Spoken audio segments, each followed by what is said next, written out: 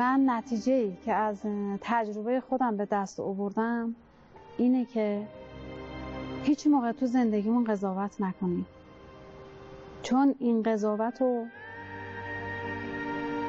به من گفتن که اگه برگشتی هر کس رو دیدی، دوست، آشنا، غریبه، میخواستی چیزی بهش بگی، فقط بگو قضاوت نکنی، چه خوب باشه قضاوت چه بد باشه. کیا اینو گفتن به شما؟ همین دوتا که بالای سر من بودن، سمت راستیم مرتب بهم میگفت نسرین خانم قضاوت یادت نره.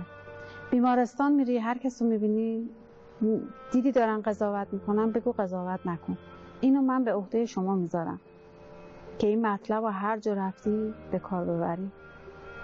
و نتیجه خیلی خوبی هم داشته، خیلی جاها به کار بردم، خیلی سعی کردم خودم حتی قضاوت خوب نکنم.